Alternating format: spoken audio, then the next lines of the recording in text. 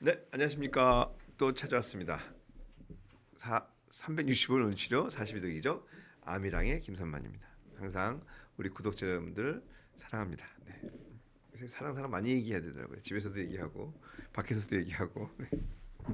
좀 그러니까 듣는 걸 많이 하더라고요. 저는 말하는 걸 너무 많이 해가지고 집에서 그게 힘이 없는 것 같습니다. 네. 농담이고요. 자, 지난 계속 그 1차 이번 시리즈로 세 개를 하고 있습니다. 그래서 처음에 치료의 창이라는 개념으로 얘기했고요. 두 번째 지난주에는 근거 있는 치료라는 게 도대체 뭐지? 그럼 근거 없는 치료는 다 하면 안 되는 건가? 뭐 이런 식의 몇 가지 이제 얘기를 나눴고요. 그런 와중에 오늘은 그러면 치료는 요거만 해야 되나? 또 이걸 하면 안 되나? 같이 하면 안 되나? 뭐 이런 식. 그다음에 기존에 하는 치료 말고 다른 치료를 하면 안 되나? 뭐 이런 식의 개념들. 실제로 많이 하고 계시거든요. 저는 임상하시면서 다른 치료 하시는 분도 많이 봤어요. 임상에서는 안 한다 그러시면서. 근데 뭐 그건 어쩔 수 없습니다. 왜냐면 할 수 있는 걸 다 하고 싶은 게 인간의 마음이잖아요. 내 생명값이니까.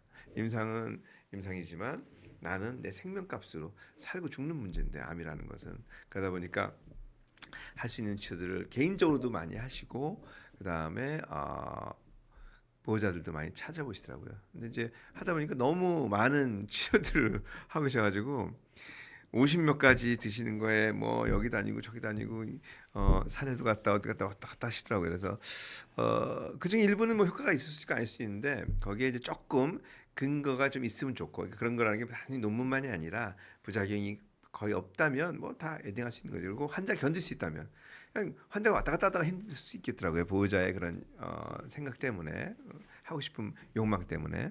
그래서 그런 부분들은 아예 다 오픈해 놓으시고 근데 본원에서는 잘 오픈 못 하실 거예요. 하면은 막 굉장히 분위기가 안 좋아지니까.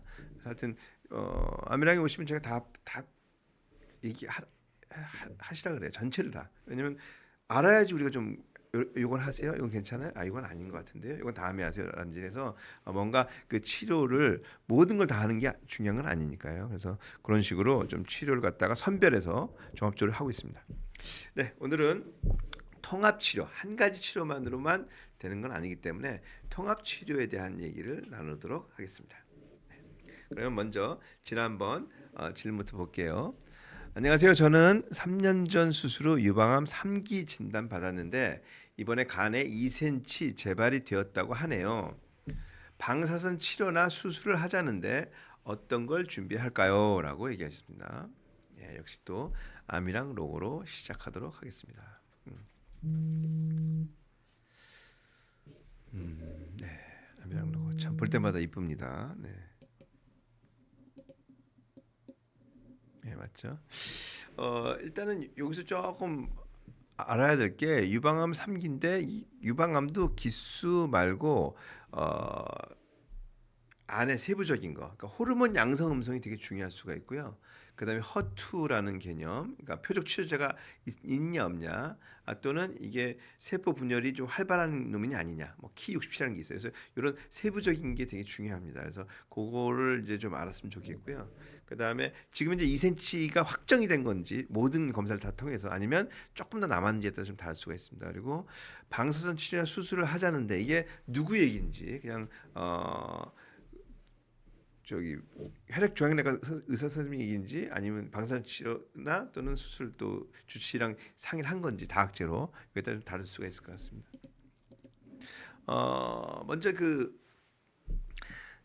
확정적으로 요거밖에 없다. 그래서 영상학적으로는 보통 이 간 전이가 있으면 다른 데 전이를 좀 봐야 됩니다. 유방암이 전이가 잘 되는 곳이 간, 폐, 뼈, 간, 폐, 그 다음에 뇌거든요. 그래서 이런 곳에 있는지 없는지 다 검사를 좀 해봐야 되고요. 어쩔 수 없이 한 군데로 전이가 됐다면 또 페트시티 같은 걸 통해서 아주 작은 병변, 활동적인 병변이 딴 데는 없는지를 좀 봐야 됩니다. 그래서 확정적으로 간에 2cm만 있다. 그렇다면은 당연히 수술 방사선 치료 다 가능합니다.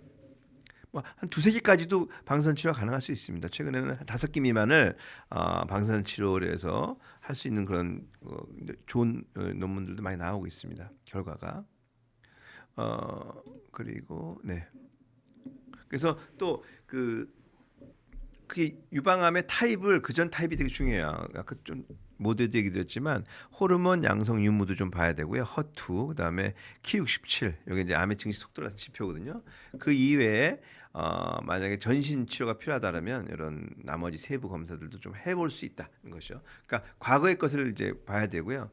그다음에 이 수술과 방사선이 타는데 두 치료만 본다면 수술을 하게 되면 자르니까 거기 조직 검사가 또 나올 수가 있어요. 근데 방사선 치료는 사실 조직 검사를 또 할 수는 없거든요. 그걸 따로 띄워보기 전에는 그 재발이라는 것이 그냥 영상학적으로 좀만 돼 있다면 수술과 방사선 치료의 장단점이 좀 달라요. 수술은 근데 째니까 또 그거에 대한 불편감이 있을 수 있고요. 네, 그래서 좀 더 만약에 다 했는지 아니면 아까 했지 뼈전이라든지 뭐 여러 가지 뇌전이 등등을 갖다가 다 좀 봐야 되고요. 치료 방향은 항상 똑같습니다. 전신 치료가 있고 국소 치료가 있고 방압 치료. 명확하게 거기만 있다면 국소 치료를 할 수 있습니다. 근데 경우에 따라서는 국소 치료 플러스 또는 전신 치료를 병합해서 해야 될 수도 있어요. 그래서 일단은 지금 궁금하신 거는 수술과 방사선 중에 어떤 걸 할 것이냐에 대한 고민이 가장 중요했죠. 그래서 수술일 때는 진짜 하나고 그다음에 위치가 너무 안 좋아도 또 수술하기 어려워요. 너무 많이 뛰어야 되니까. 그리고 전신 상태가 또 되게 중요합니다. 그래서 수술 못 견딜 정도면 또 안 되고 이분의 원래 간 상태, 간을 얼마큼 자르는지 한 개니까 많이 자를 것 같지는 않아요. 근데 위치에 따라서 좀 많이 잘라야 될 수도 있기 때문에 그게 또 중요할 수가 있고요. 방사선 치료한다면은 이제 SBRT라 해서 조금 더 이제 수술보다는 그러니까 특히 종류가 많은데 그중에 되게 안전하면서 국소적으로 치료할 수 있는 그런 치료 방법이 SBRT입니다. 그러나 그 방사선 치료를 고려할 때 수술보다 덜 침습적이다. 그러니까 근데 수술은 째야 되잖아요. 그 상처 회복, 마취 이런 게 있는데 방사선 치료는 그런 건 아니니까. 그리고 몇 회에 걸쳐 3 내지 5회에 걸쳐 딱 치기 때문에 입원 기간도 짧고 회복 기간도 짧다. 굉장히 유리하죠. 그리고 그 부위만 없애기 때문에 간 기능 보존에도 유리하죠. 그래서 수술이 어렵거나 원치 않는 경우에 대안으로 충분히 가능합니다. 충분히 가능합니다. 그래서 그리고 한 3-4개까지도 할 수 있기 때문에 기술에 따라서는 저는 이분한테 얘기 드려야 돼요. 저는 이제 장단점이 하나 비교표를 볼게요. 근데 수술이 장점이 뭐냐면 딱 절제를 했잖아요. 그렇기 때문에 그 조직 검사를 또 확인해 볼 수가 있어요. 조직 검사 거기를. 근데 나머지는 방사치가 더 좋은 것 같아요. 그러니까 제가 볼 때는 비침수적이고 회복도 빠르고, 근데 병리 확인이 어렵다는 거 그런 것도 있고 보지 못했기 때문에 볼 수가 없기 때문에. 근데 기본적으로는 뭐 전시 치료는 고민해봐야 돼요. 기존 자료들을 좀 보고 나서 좀 어렵긴 어려운데 좀 자료가 좀 더 있으면 확실하게 얘기 드릴 수 있을 것 같습니다. 그래서 혹시 그 가까운데 한번 오실 수 있으면 아니면 자료를 좀 보내줄 수 있으면 제가 한번 자세히 좀 들여다보고 조언을 더 드리도록 하겠습니다. 네, 오늘은 통합 치료에 대해서 얘기 드리도록 하겠습니다. 뭐 대체란 얘기 있었고 뭐 보완이라는 얘기 있었는데 최근에는 통합이라는 얘기를 많이 씁니다. 그래서 기존 치료가 100% 걸어온 길이나 여태까지 근거를 축적한 것은 인정을 하지만 반드시 그렇다고 해서 그것이 앞으로 계속 가라는 법은 없다는 것이죠. 그래서 그런 의미에서 그리고 또 아직까지 근거가 그러니까 기존의 틀에서 생각하는 근거의 그런 주장은 덜하지만 그 근거로서 제시할 부분은 좀 덜하지만 부작용이 적고 또 이론적 백그라운드 배경이 확실하다면 충분히 해볼 수 있는 치료들이 있다라고 얘기할 수 있습니다. 그리고 기존 치료가 반드시 다 듣는 건 아니거든요. 그래서 예를 들어서 이제 최근에 가장 많이 이제 쓰는 치료입니다. 면역 관문 억제제, 면역 치료제 이름 잘 졌어요. 근데 면역을 건든다는 거지 면역을 막 올려준다는 그런 개념은 아니에요. 면역을 조금 변형시키고 암이 이용하는 걸 막아서 그러니까 암이 우리 면역을 죄송합니다. 암이 우리 면역을 피하는 걸 막겠다는 거거든요. 그래서 굉장히 중요해요. 상당히 도움이 많이 됩니다. 그리고 근데 혼자만 아닌 것 같아요. 도움이 많이 되고 앞으로 발전이 더 많을 것 같긴 하지만 현재까지는 그렇게 많지 않다. 면역 관문 억제제는 암 치료에 굉장히 중요한 발전을 맞습니다. 하지만 모든 환자에게 이득이 있는 것도 아니고, 기침 때문에 안 되겠다. 물한 잔만 더.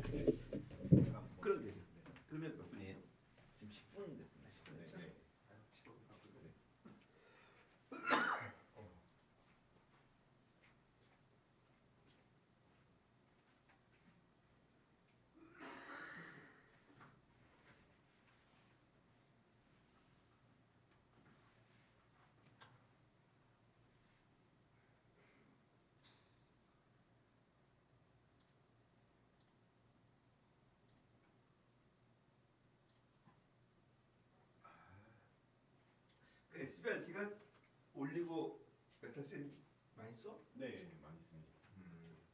내가 볼 때는 수술보다 방사선이 더 많아져야 된다고 생각하는데 그런 시기가 올 거야.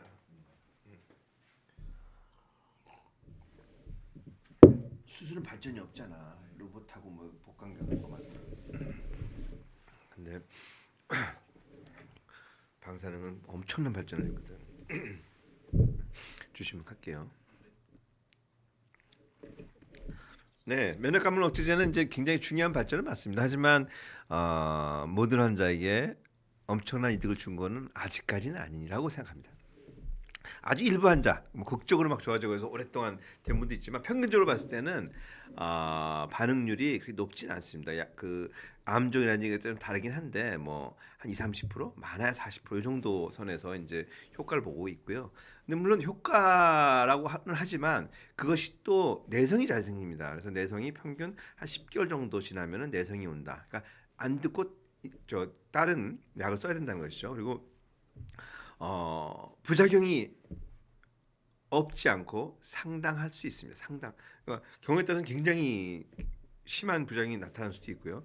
그리고 무엇보다 더 빨리 암이 악화되는 경우도 있습니다. 그래서 이게 뭐 보고에 따라 좀 다르긴 하는데 4 내지 뭐 20 몇 퍼센트 얘기하니까 한 10% 이상은 더 10명 10명 중 한 명은 더 빨리 나빠진다.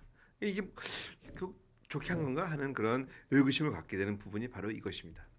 그럼에도 불구하고 어떤 환자에는 굉장히 장기 반응을 보였기 때문에 그런 가능성을 갖고 더 이상 치료가 없는 분들한테는 많이 고려의 대상이 되고 있고요. 그다음에 최근 연구는 초반부터 이제 연구 어떤 논문적인 그런 데이터 통계를 통해서 많이 진입하고 있습니다.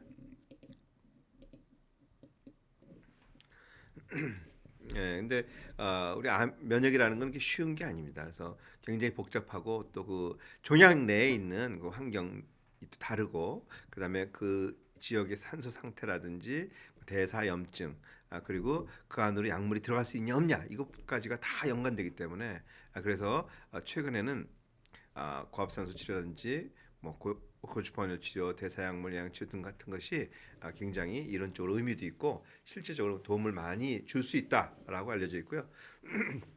논문도 많이 그러니까 면역 항암제 회사가 이런 제형들과 같이 콜라보 연구를 할 이유가 없는데 연구들을 하더라고요. 그래서 그걸 제가 한번 찾아봤는데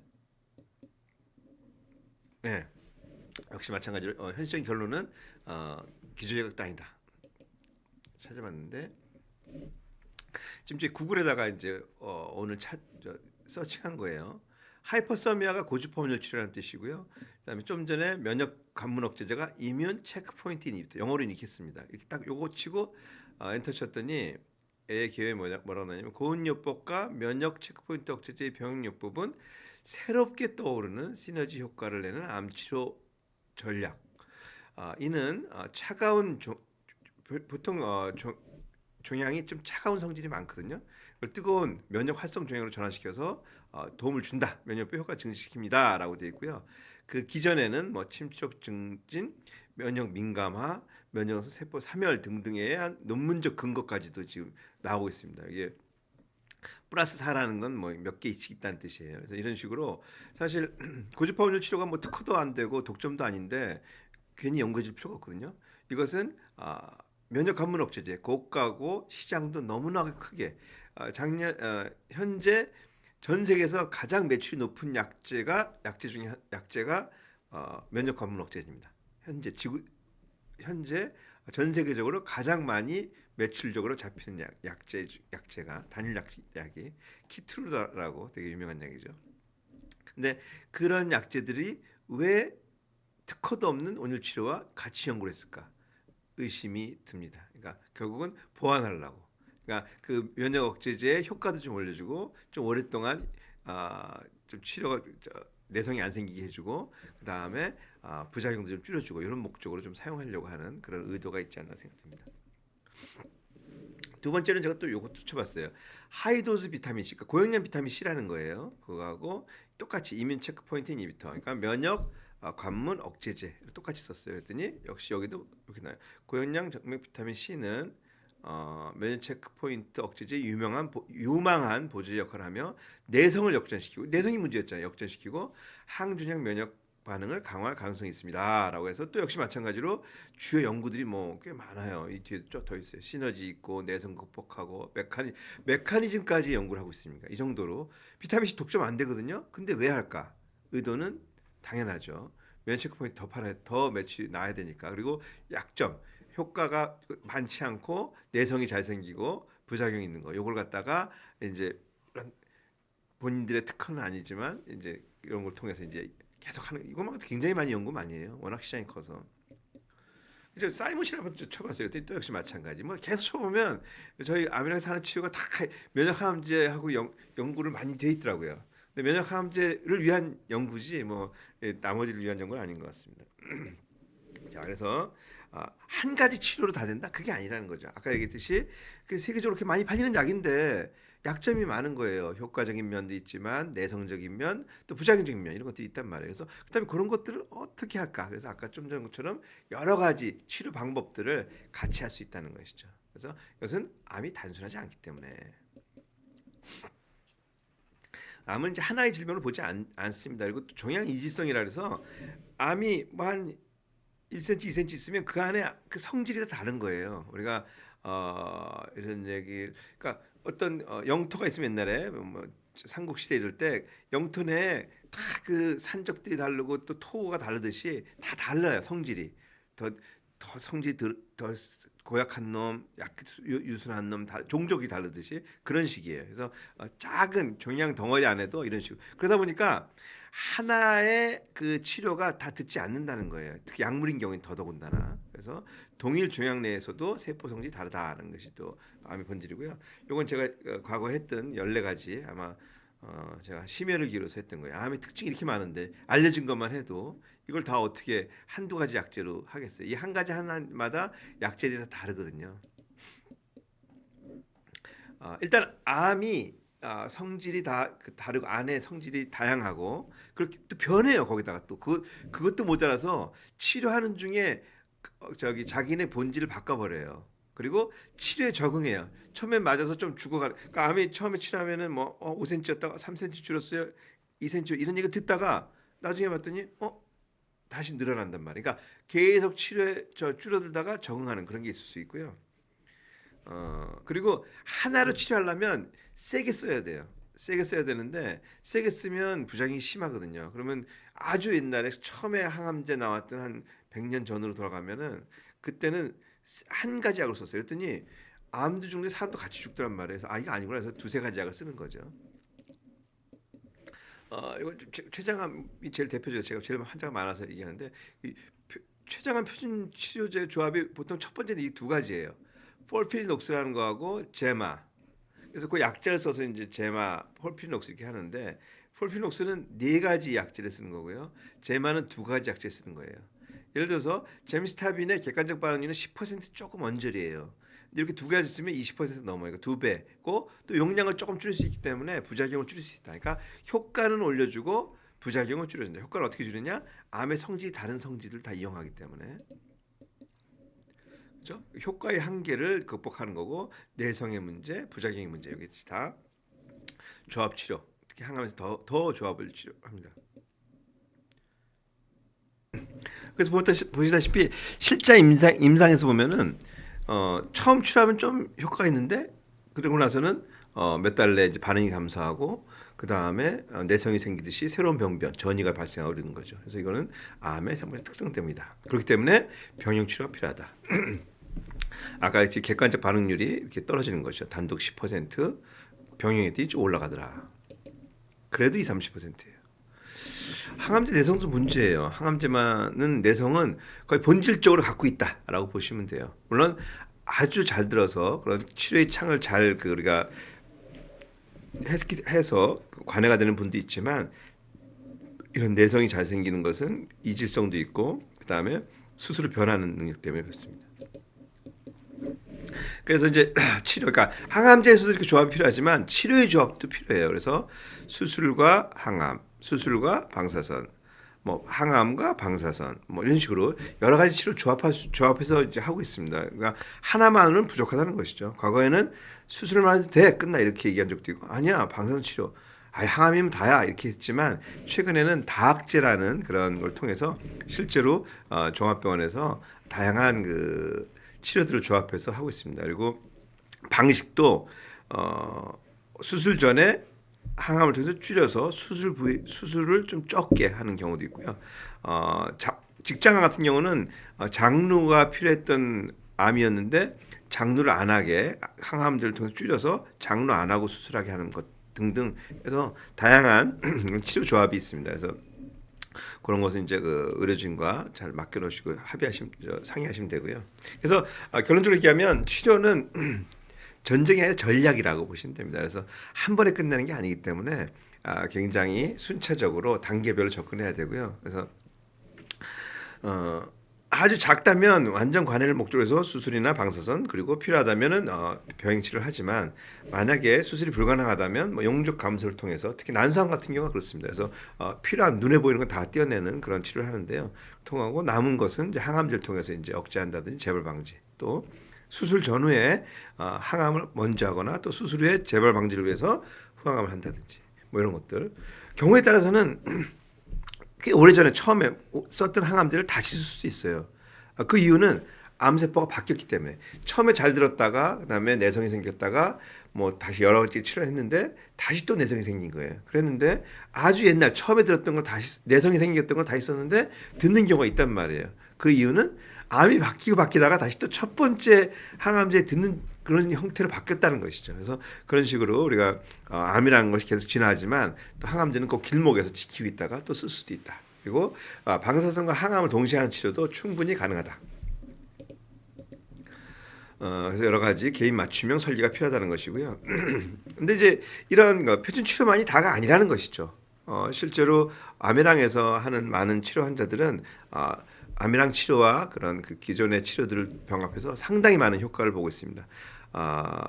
특히 췌장암 같은 경우에는 초기부터 같이 한다면 초기부터 온열 치료나 고혈압 비타민 C 같은 치료를 같이 한다면 제가 굉장히 좀만 더 오래되고 같이 할 수 있는 의료진들이 많아지고 또 동료들이 많아진다면 좀 논문을 빨리 낼 수 있겠지만 아직까지는 케이스 수준에 있습니다. 근데 경험상으로는 훨씬 저는 적어도 꽤 많은 치료 효과가 있다고 봅니다. 그래서 간 전이됐던 분인데 전이된 분이 없어져 가지고 방사 치료를 주입자 치료를 하는 분도 있고요.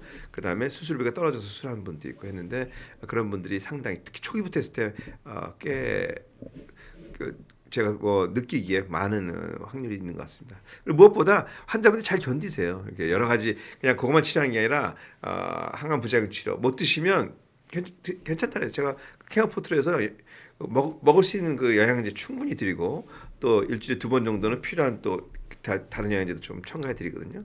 그리고 또 병원에서 타오지만 구역부터 하면 또 그거에 대한 치료도 해드리고 하기 때문에 또 수액 처치도 하고 하니까 훨씬 더 그런 치료 효과가 좀 좋은 이유가 있지 않을까 생각됩니다.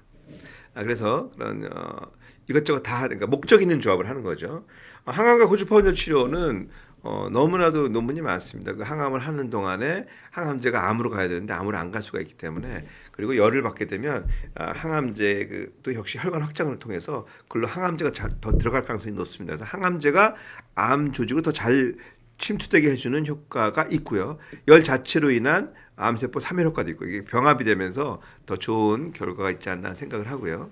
그다음에 비타민 C도 역시 시너지가 납니다. 항암제들이 산화 스트레스를 주는데 고연염 비타민 C도 산화 스트레스를 주거든요. 항산화가 아니라 목적이 치료는. 그래서 두 가지가 병합됐을 때 오히려 같은 날 해도 됩니다. 많은 선생님들이 같은 날 하면 안 된다고 자꾸 그러시는데 저는 같은 날 해도 된다고 주장을 하는데 환자분이 그걸 이해를 안 하시면 같은 날 안 해도 됩니다. 괜찮습니다. 다른 날도 합니다.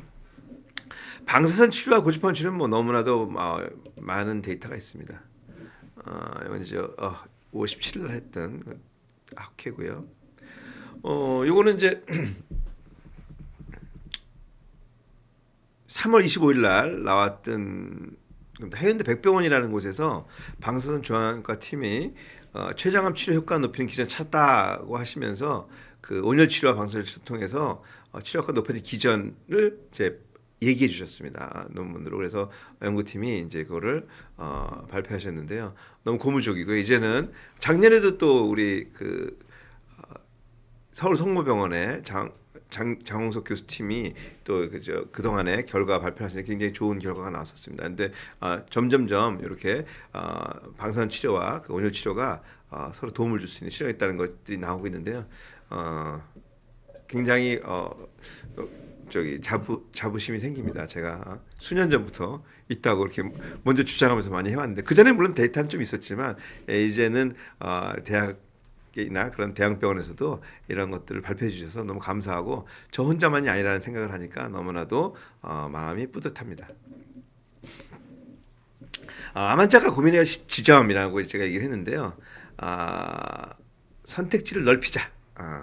그러니까 하나만 치료하고 다른 치료는 필요 없고 그러다 보니까 타이밍을 놓치고 이러지 말고 목표를 내가 뭐 관해로 할 수도 있지만 생존 기간을 높인다는 또 삶의 질을 그 목표를 먼저 정하고 선택지를 하나가 아니라 2개, 3개 중에서 나한테 부작용이 적다면 표준 치료와 그런 또 다른 우리 온열 치료나 고용량 비타민 C를 같이 해도 되고요. 또는 표준 치료에서 더 이상 안 된다 그러면 할 수 있는 치료. 저희 그 더 이상 치료가 없다는 분들 중에서도 고주파열 치료도 하고요. 그렇게 되면 고압산소도 제가 적극적으로 하거든요. 거의 매일 합니다. 고압산소도 일주일 5일 정도. 그리고 고용량 비타민 C를 치료해서 효과가 모르겠습니다. 그분이 원래 그렇게 또 좋은 결과가 있으려고 했는지 모르겠지만 좀 좋게 길게 가는 분들도 있습니다. 그래서 모든 환자한테 다 좋은 결과를 드릴 수는 없지만 부작용이 적은 치료들이라면 충분히 병원 앞에서 할 수 있고요. 또 기존 치료와 한다면 더 좋은 결과를 볼 수 있다고 저는 경험으로 생각하는데 이걸 언젠가는 발표할 수 있는 자리가 됐으면 하는 바람입니다. 그래서 암은 단일 질병이 아니고 단일 치료는 결국 한계가 있습니다. 그래서 전략적 조합이 치료의 핵심이 아닌가 생각합니다. 암이라기 치료 철학. 치료는 선택이 아니라 뭐 선택도 되고 저 2가지가 다 필요하죠. 그래서 표준이라면 기존 치료를 내가 존중합니다. 저는 어떤 치료를 하지 말아라 이런 얘기 절대 안 해요. 왜냐하면 그거는 환자의 선택이었거든요. 근데 그런 치료를 할 때 좀 더 도움이 될 수 있는 치료를 해드리고 싶었고요. 그런 것들이 이제 부작용이 적다면, 거의 없다면, 저는 거의 없다고 생각합니다. 제가 온열 치료를 뭐 몇만 건 이상 하는데 1년에도 의미는 여태까지 4년째인데 거의 없습니다, 진짜. 온열 치료는 물론 있는데 없다고 얘기하는 게 아니라 이렇게 얘기한다면 제가 뭐 할 말은 없지만 그거는 NCI라 그래서 미국 암 연구소에서조차 온열 치료에 대해는 거의 부작용이 없는 걸로 있긴 있지만 아주 미미한 걸로 얘기 나오고 있습니다. 그리고 또 환자 상태에 따라서 그냥 치료가 좋고 하다 그래서 뭐 이런 암이라 해서 무조건 이렇게 하라 그런 게 아니라 환자 상태 체크를 충분히 합니다. 충분히 하고 그러고 나서 그 환자의 맞춤형으로 설명을 드리고 보호자한테 그리고 환자나 보호자가 동의를 한다면 그 일을 설명하고서 그대로 합니다. 그리고 가급적이면 지속 가능하고 삶의 질도 생각하는 그런 치료를 하려고 하고 있습니다. 네, 여기까지 암이라기 생각이었습니다. 그래서 의료진 주도의 치료 시대는 이제 좀 지나가지 않나 하는 생각을 합니다. 결과적으로는 환자를 중심으로 하되 그 의료진의 의견이 충분히 반영되고 서로 소통하면서 최선의 치료를 선택하고 조합해서 나가야지 되지 않나 하는 그런 생각을 합니다. 지금까지 참 질문 있죠? 죄송합니다. 네, 질문 마지막 받고 가도록 하겠습니다. 안녕하세요, 원장님. 엄마가 췌장암이신데 만성 위염에 미란성 출혈이 있어 속이 쓰려서 약도 잘 못 드시는데 비타민 C 가루를 먹는 게 나을까요? 또는 정맥 주사라도 맞는 게 나을까요? 췌장암이 좋다고 알약으로 사드렸는데 속 쓰리다고 못 드시네요. 일단 속이 너무 쓰리면 먹는 거 드시지 마시고요. 목적이 뭐냐에 따라 좀 다른데 치료적 목적이면 췌장암도 정맥 주사로 어느 정도 효과가 있는 그런 기초 논문들이 꽤 많거든요. 그래서 저는 한번 자료를 좀 주시면 정맥 주사 치료는 하는 거를 보통 많이 합니다. 일주일에 2번 이상은 환자분의 용량에 맞게요. 근데 환자분들 다를 수가 있기 때문에 주사도 또 처음부터 무조건 고용량을 하는 게 아니라 치료 역량에서 뭐 절반 정도로 시작해서 조금씩 올라가는 단계적 치료를 하는 게 맞고요. 하여튼 위치가 어딘지 모르겠는데 만약에 기회가 되시면 한번 뵙고 싶고요. 그다음에 다음 주에 한번 요거에 대해서 저 요약해서 더 자세히 알려드리도록 하겠습니다. 네, 지금까지 아미랑의 김선만이었습니다.